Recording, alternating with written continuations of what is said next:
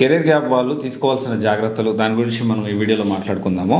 అయితే ఇక్కడ ఏంటి అంటే దీనికి సంబంధించి కెరీర్ గ్యాప్ వచ్చింది అంటే నాన్ ఐటీ వల్లనో, లేకపోతే గవర్నమెంట్ జాబ్స్ ప్రిపేర్ అవ్వడం వల్లనో, లేకపోతే చిన్న చిన్న జాబులు చేయడమో, లేకపోతే వేరే ఇతరత్ర కారణాలతోటి కెరీర్ గ్యాప్ అనేది ఏర్పడితే ఫస్ట్ ఆఫ్ ఆల్ ఇక్కడ మనం అర్థం చేసుకోవాల్సిన విషయం ఏంటి అంటే ఆల్రెడీ మనకు టైం అనేది వేస్ట్ అయింది. చాలామంది ఈ టైంలో వచ్చేసేసి కెరీర్ గ్యాప్ ఒక 6 years, 7 years, 10 years, 11 years వేరే ఫీల్డ్స్ వేరే జాబులు చేస్తూ నాన్ ఐటీ జాబులు చేస్తూ గవర్నమెంట్ జాబ్ ప్రిపేర్ అవుతూ సో ఎలా వస్తారంటే అర్జెంటుగా నాకు 1 monthలో జాబ్ వచ్చేయాలి. సో ఇలా అడిగే వాళ్ళకి ఒకటే చెప్తా ఉన్నా, మీరు ఇలా అడుగుతున్నారు అంటే ఖచ్చితంగా మీరు ఎవరొక ట్రాప్లో పడేదని ఛాన్స్ ఉంది. ఏంటి అంటే అర్జెంటుగా జాబ్ కావాలంటున్నాడు కాబట్టి చాలా వరకు బ్యాక్డోర్ మోసాలు ఇలాగే జరుగుతాయి. సో మనకేంటి అంటే జాబ్ నీడ్ ఉంటుంది. సో మనం ఈ విధంగా అర్జెంటుగా జాబ్ కావాలంటే నీకు అర్జెంటుగా 15 రోజుల్లో ప్రాసెస్ అయిపోద్ది అని చెప్పి ముందు 50,000 1,00,000 తీసుకుంటారు, లేకపోతే 2 లక్షలు తీసుకుంటారు. ఆ తర్వాత వాళ్ళు జాబ్ పెట్టారు, మన డబ్బులు పోతాయి. ఆల్రెడీ మెంటల్ ప్రెషర్లో ఉండి జాబ్ రాలేదు, ఏజ్ 30+ వస్తుంది, ఇంకా జాబ్ రాలేదు కనుక మెంటల్ ప్రెషర్, సో ఇంట్లో వాళ్ళ ప్రెషరు, సొసైటీ ప్రెజరు, మనకి రిలేషన్ ఉంటారు కదా రిలేటివ్స్ ప్రెజర్, ఇదంతా పెట్టుకొని మళ్ళీ ఈ ప్రాబ్లం కూడా ఫేస్ చేయాల్సి వస్తుంది. సో కెరీర్ గ్యాప్ వాళ్ళు బేసికల్లీ ఏంటి అంటే కొన్ని జాగ్రత్తలు తీసుకోవాలి. ఫస్ట్ థింగ్ ఏంటి అంటే ఫస్ట్ పాయింట్, మీరు ఫ్రెషర్గా వెళ్ళాలనుకుంటారు, ఎక్స్పీరియన్స్గా వెళ్ళాలనుకుంటున్నారా, ఫస్ట్ మీరు డిసైడ్ కావాలి. ఎందుకంటే ఎవ్రీథింగ్ ఈజ్ ఇంటర్లింక్డ్. మీరు ఫ్రెషర్గా వెళ్ళాలి అనుకుంటే దానికి డిఫరెంట్ కోర్సెస్ ఉంటాయి, ఎక్స్పీరియన్స్ వెళ్ళాలి అనుకుంటే దానికి డిఫరెంట్ కోర్సెస్ ఉంటాయి. అండ్ తర్వాత వచ్చేసి స్టడీ బ్యాక్గ్రౌండ్, మీ స్టడీ బ్యాక్గ్రౌండ్ దేనికి ఉంది, ఆ సిమిలర్గా ఏం టెక్నాలజీస్ మీరు నేర్చుకోవచ్చు, నెక్స్ట్ ఫర్దర్గా ఫ్యూచర్ ఎలా ఉంది. అండ్ తర్వాత వచ్చేసి థర్డ్ పాయింట్ వచ్చేసి కోడింగ్ వెళ్ళాలనుకుంటున్నారా, నాన్ కోడింగ్గా, మిడ్ లెవెల్ కోడింగ్ వెళ్ళాలనుకుంటున్నారా, this is very important.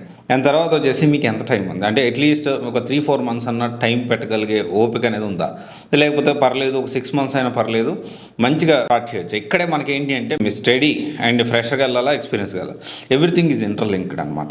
Example ఒక 6 months టైం ఉంది, సో డెఫినెట్లీ మీరు ఎక్స్పీరియన్స్ కాకుండా ఫ్రెషర్గా 6 to 9 months టైం ఉందంటే ఖచ్చితంగా మీరు ఫ్రెషర్గా మంచిగా ప్లాన్ చేసుకొని ఫ్రెషర్గా మీ కెరియర్ స్టార్ట్ చేసేయడానికి అవకాశం ఉంటుంది.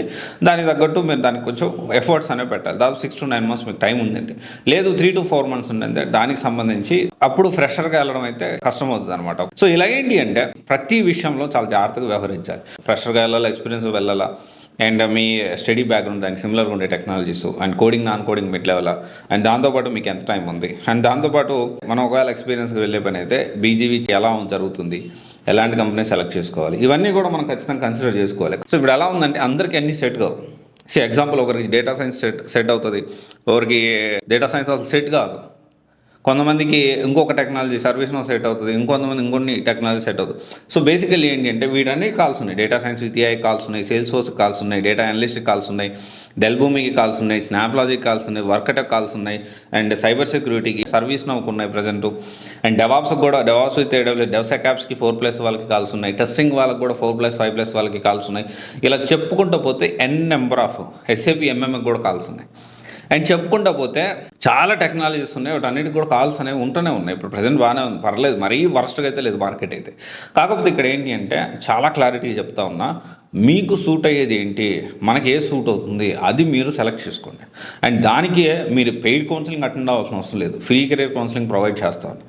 మీకు అంటే తొందరపడి ఏదో ఒకటి నేర్చుకొని, మీ ఇప్పుడు ఎలా ఉందంటే ఆల్రెడీ ఒక దగ్గర కోర్స్ నేర్చుకొని లేకపోతే ఇంకొక డెసిషన్ తీసుకొని ఆల్రెడీ నష్టపోయి వస్తే దానికి మనం భర్తీ చేయలేము. మళ్ళీ బెస్ట్ ఏదో మనం చెప్పగలుగుతాం కానీ పోయిన టైం మన వెనక్కి తీసుకురాలి.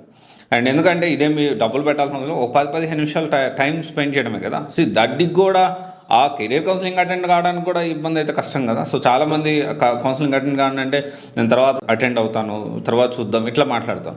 డెఫినెట్లీ ఇలా అంటే ఇక్కడ ఒకటే విషయం ఏంటి అంటే మనల్ని అడిగి ఏదో డెసిషన్ తీసుకోవాలి, సిబిఎస్ఈ ఫ్రీ కెరీర్ కౌన్సిలింగే తీసుకోమని నేను చెప్పట్లేదు. డెఫినెట్లీ మీరు తెలిసిన వాళ్ళ ద్వారా డెఫినెట్లీ రైట్ డెసిషన్ తీసుకోండి. ఇవైతే డెఫినెట్లీ కెరీర్ గ్యాప్ ఉన్న వాళ్ళు తీసుకోవాల్సిన కొన్ని మినిమం జాగ్రత్తలు. ఇంకా ఇన్ డీటెయిల్గా కొన్ని విషయాలు పబ్లిక్లో మనం మాట్లాడలేము. So definitely you can attend for counselling. CBSE counselling team అయితే మీకు అవైలబిలిటీలో ఉంటుంది. సో ఎవ్రీడే మీకు కౌన్సిలింగ్ అనేది తీసుకుంటూ ఉంటారు. సో దానికి సంబంధించి ఎప్పటికప్పుడు అప్డేటెడ్ టెక్నాలజీ, అప్డేటెడ్ ఇన్ఫర్మేషన్ అనేది మీకు ప్రొవైడ్ చేయడం జరుగుతుంది. Okay, thank you.